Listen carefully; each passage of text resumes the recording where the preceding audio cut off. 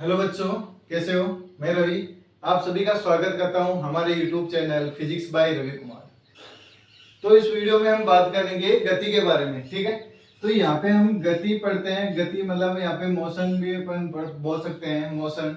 ठीक है, तो अब देखो यहाँ पे हम देखेंगे गति होती क्या है। ठीक है, तो गति के बारे में देखते हैं। तो यहाँ पे क्या होगा, गति की जो डेफिनेशन होगी वो क्या होगी, यदि कोई पिंड निर्देश तंत्र के सापेक्ष अपनी स्थिति में परिवर्तन या बदलाव परिवर्तन करता है उसे गति कहते हैं। ठीक है, तो इसका मतलब यहाँ पे समझना क्या होगा कि यदि कोई पिंड अपने निर्देश तंत्र के सापेक्ष उसकी अपनी पोजीशन या फिर अपनी स्थिति में क्या करता है, परिवर्तन या बदलाव करता है, तो उस पिंड की जो यहाँ पे कह सकते हैं कि उसने क्या किया, उस पिंड ने गति की है। ठीक है, जैसे कि आज मैं यहाँ पे खड़ा हूँ। ठीक है, तो यहाँ से मैं खड़ा हूँ तो मेरे यहाँ पे जो निर्देश तंत्र है वो यहाँ पे होगा। ठीक है, तो मैं जैसे ही आगे बढ़ता हूँ, ठीक है, तो मेरी स्थिति में यहाँ पे क्या हुआ है, परिवर्तन हुआ है, बदलाव हुआ है कि वहां से यहाँ तक आ गया मैं। ठीक है, वहां से यहाँ तक आया हूं तो इसमें क्या हुआ है, इसमें परिवर्तन हुआ है। तो इसी को हम क्या बोलते हैं, गति बोलते हैं। जैसे कि हमने देखा है कि जैसे कोई भी व्यक्ति है, ठीक है, यदि वो एक स्थान से दूसरे स्थान पे जाता है, ठीक है, या फिर दौड़ के पैदल कैसे भी वो जाता है, तो वहां पे क्या हुआ है, वहां पे हम बोल सकते हैं कि उसने क्या किया है, गति की है। ठीक है, क्योंकि वो अपने जो निर्देश तंत्र है उसका, उस निर्देश तंत्र के सापेक्ष उसने क्या किया है, उसकी अपनी स्थिति में बदलाव किया है या फिर उसने परिवर्तन किया है। तो हम कह सकते हैं कि उस पिंड ने वहां क्या किया है, उसने गति की है। ठीक है, अब ये तो समझ में आ गया होगा कि गति क्या होती है। अब गति के बाद में देखो गति के प्रकार।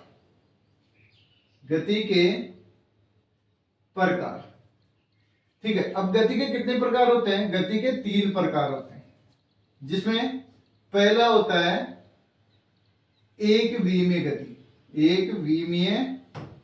गति, जिसको हम 1D बोलते हैं, 1 डायमेंशन। ठीक है, एक विमीय गति।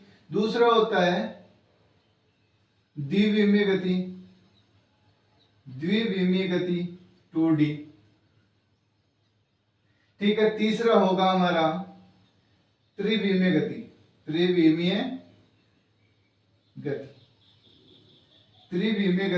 3D।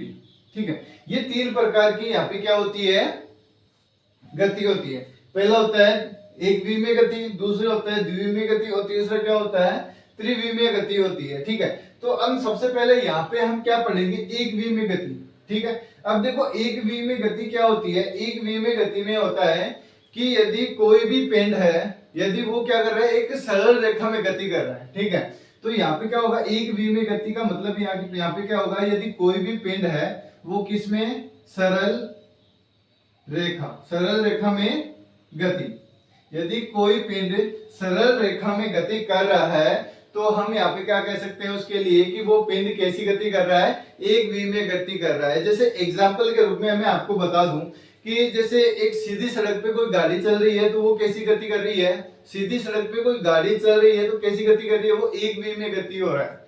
ठीक है, या फिर कोई भी ऑब्जेक्ट है, यदि कोई भी वस्तु है या पिंड है, उसको ऊपर से यदि नीचे की तरफ फेंकते हैं तो वहां पे भी क्या होता है, एक विमीय गति होता है। जैसे ये मार्कर है मेरे हाथ में, इस मार्कर को यदि मैं नीचे की तरफ फेंकता हूं तो क्या हो रहा है, एक ही डायरेक्शन में नीचे की तरफ आ रहा है कि या फिर एक ही एक्सिस पे। तो इसका मतलब ऐसे समझना कि एक विमीय गति मतलब यहाँ पे क्या होगा, ओनली एक ही एक्स पे। जैसे 3 अक्ष होते हैं, एक्स वाई और जेड, यदि कोई भी पिंड एक ही अक्ष पे अपनी गति करता है तो वो कैसी गति करता है, एक विमीय गति करता है। ठीक है, अब जैसे यहाँ पे क्या होगा, जैसे एक हाइट से मैंने किसी ऑब्जेक्ट को नीचे की ओर फेंका है, तो उसको नीचे की ओर फेंका है तो ये कौन सा डायरेक्शन हो गया, ये वाई एक्सिस हो गया। ठीक है, और ये इधर कौन सा हो गया, एक्स एक्सिस हो गया। तो वो क्या हो रहा है कि ओनली एक ही डायरेक्शन में वहां पे क्या हो रहा है, वो नीचे की तरफ आ रहा है। तो ये क्या हो गया, 1D हो गया, जिसमें हम एक ही रेखा में यदि कोई भी पिंड गति करता है तो हम यहाँ पे कह सकते हैं कि वो कैसी होगी, एक विमीय गति होगी। ठीक है, सभी को समझ में आया होगा एक विमीय गति। ठीक है, अब देखते हैं आगे इसका, इसमें तो इसका जो सेकेंड जो प्रकार है गति का, जो सेकेंड टाइप है वो क्या है, द्विविमीय गति। द्विविमीय गति।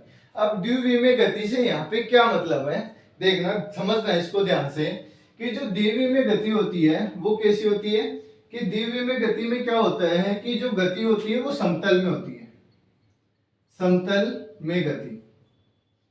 ठीक है, यहाँ पे क्या होगा, यदि कोई भी पिंड समतल में गति कर रहा है तो उसकी जो गति होगी वो कैसी होगी, द्विविमीय गति होगी। अब देखो समतल का मतलब क्या होगा, समतल से इसका मतलब समझना कि यदि ऐसे मान लो कि जैसे कोई भी पिंड है, ठीक है, अब कोई भी पिंड है, वो पिंड एक क्या कर रहा है, एक अपने वर्तीय पथ पे गति कर रहा है। ठीक है, यदि कोई पिंड है वो अपने वर्तीय पथ पे गति कर रहा है तो उसके मतलब उसका क्या होगा, जैसे यहाँ से इधर डायरेक्शन में भी इसका फोर्स लगेगा और इस डायरेक्शन में भी इसका फोर्स लगेगा।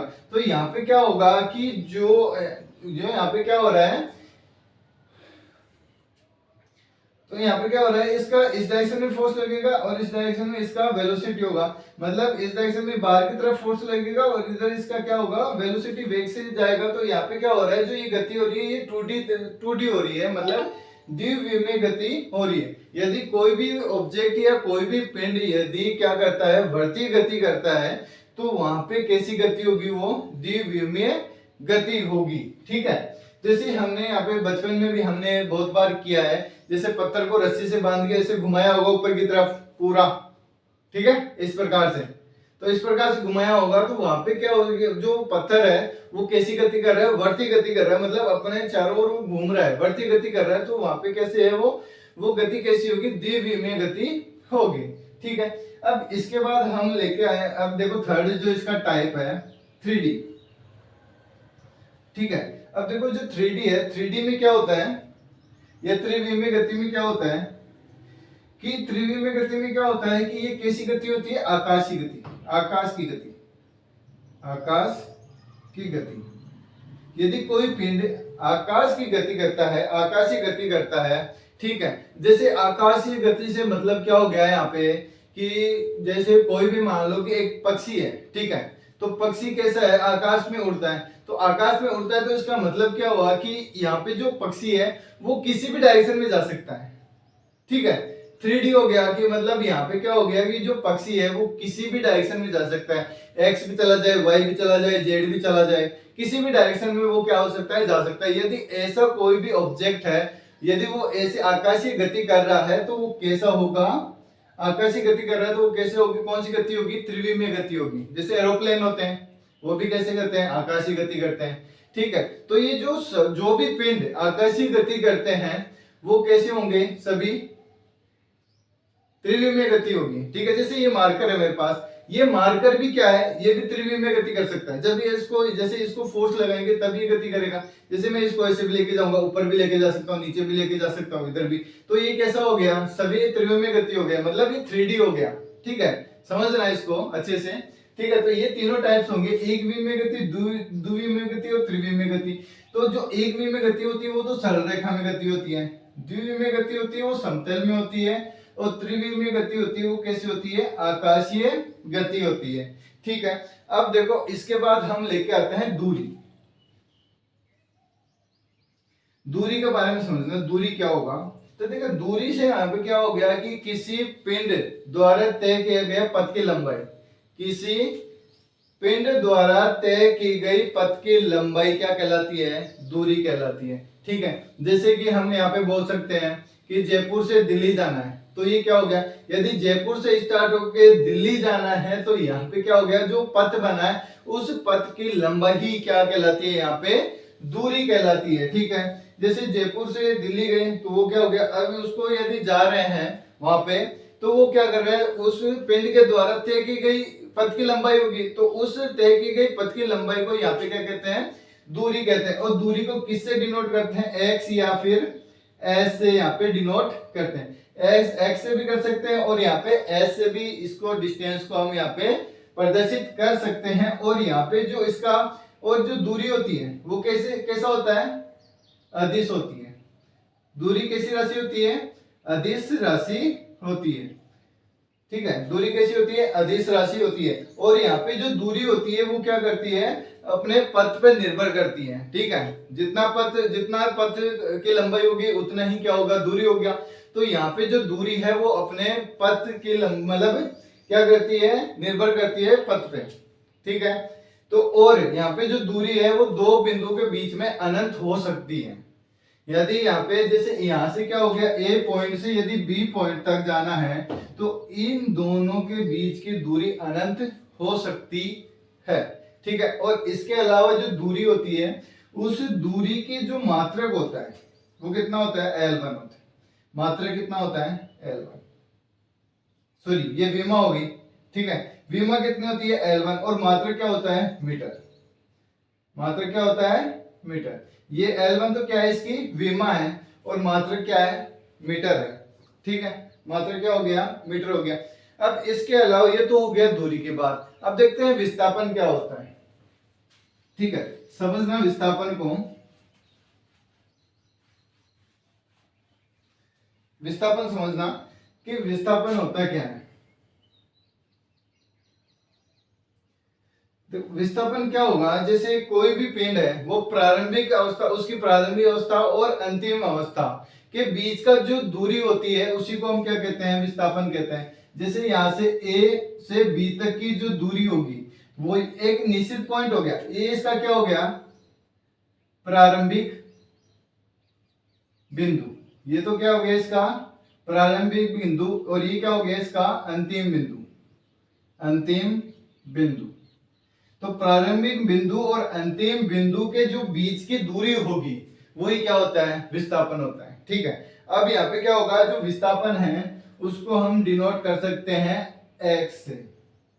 x से यहाँ पे क्या कर सकते हैं, डिनोट कर सकते हैं। मतलब दूरी और विस्थापन को मतलब s और s से ही क्या कर सकते हैं, इसको डिनोट कर सकते हैं या फिर उसको प्रदर्शित कर सकते हैं। और विस्थापन का जो विस्थापन की जो मात्रक होता है वो भी क्या होता है, मीटर होता है। मात्रक क्या होता है, मीटर।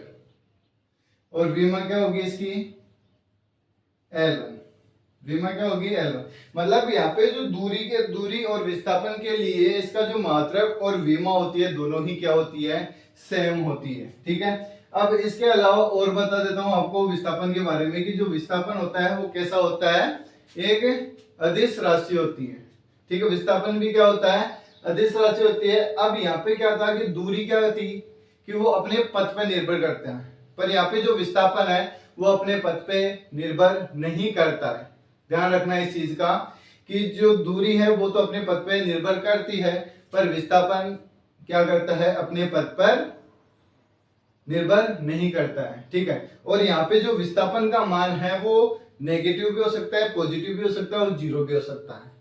ठीक है, ऋणात्मक, धनात्मक और शून्य तीनों में यहाँ पे इसका मान हो सकता है, पर दूरी हमेशा कैसी होगी, धनात्मक ही होती है। ठीक है, अब देखो एक एग्जांपल लेते हैं। जैसे कि यहाँ पे विस्थापन के बारे में, विस्थापन में क्या होता है कि विस्थापन क्या होता है कि दोनों ही फोर्स, जैसे यहाँ पे क्या हो गया, परपेंडिकुलर हो, यदि यहाँ पे विस्थापन, यदि इधर विस्थापन हो रहा है और इधर फोर्स लग रहा है, ऊपर की तरफ यदि फोर्स लग रहा है या नीचे की तरफ फोर्स लग रहा है, तो वो कैसा होगा, एक दूसरे के परपेंडिकुलर होंगे। अब एक दूसरे के ऊपर परपेंडिकुलर होते हैं तो वहां पे क्या होगा, जैसे विस्थापन, यहाँ पे बात करें विस्थापन की, तो विस्थापन S इक्वल टू क्या हो जाएगा, F dot x cos theta. ठीक है, तो ये क्या होता है, विस्थापन होता है।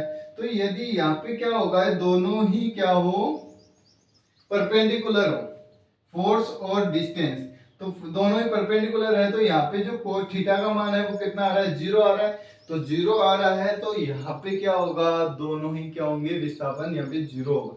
मतलब इसका मान जीरो भी आ सकता है, पॉजिटिव भी आ सकता है और नेगेटिव भी आ सकता है। जैसे मान लो कि मैं एक चीज बताऊं कि जो एक लड़की ले लेते हैं निशा।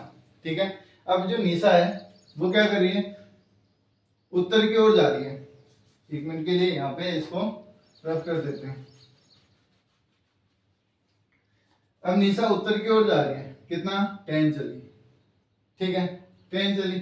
या फिर अपन विस्थापन के बारे में एक चीज और बोल सकते हैं कि जो विस्थापन होता है वो क्या होता है कि दो बिंदुओं के बीच के जो न्यूनतम दूरी होगी उसी को हम क्या कहते हैं, विस्थापन कहते हैं, सिंपल सा। यदि निशा है, निशा क्या कर रही है, उत्तर में कितना चली 10 मीटर, ठीक है। फिर वापस दक्षिण में कितना आ गई 20 मीटर, वो कितना चली, फिर 20 मीटर चली, दक्षिण में आ गया। अब दक्षिण में आने के बाद वो किधर चली, पूर्व, फिर पूर्व में चलेगी, ठीक है। पूर्व में कितना चली उसने 5 मीटर चला। फिर वापस से कितना चला उसने, यहाँ पे मान लेते हैं 10 मीटर उसने वापस चला, किधर, उत्तर की तरफ। अब ये बताना है कि इसमें विस्थापन कितना होगा, ठीक है। विस्थापन मैंने आपको क्या समझाया है कि दो बिंदुओं की जो न्यूनतम दूरी होगी वही, कि उसने स्टार्ट तो यहाँ से किया, प्रारंभिक बिंदु ये रहा, अंतिम बिंदु ये रहा, तो इन दोनों के बीच का डिस्टेंस देखो यहाँ से कितना है 5 है, तो ये भी कितना होगा 5 होगा। जो निशा है उसका विस्थापन कितना है 5 मीटर है, ठीक है। ओनली उसने कितना विस्थापन किया है 5 मीटर का विस्थापन किया है, ठीक है। अब इसके अलावा जैसे इसमें दूरी पूछा जाए तो दूरी कितना, पहले ऊपर गया 10, फिर नीचे आया कितना हो गया 30 के बाद में इधर मतलब पूर्व में आएगा तो कितना हो गया 30 और 5 35, फिर उत्तर में वापस कितना गया 10, तो 45 मीटर। तो दूरी तो यहाँ पे इस दूरी की बात करें तो दूरी तो कितना हो गया 45 मीटर, और विस्थापन कितना हो गया, विस्थापन हो गया यहाँ पे 5 मीटर, ठीक है। आई होप कि ये सेशन आपको अच्छा लगा हो, ठीक है। तो इसको लाइक करो, सब्सक्राइब करो, कमेंट करो और ज्यादा से ज्यादा इसको शेयर करो। धन्यवाद।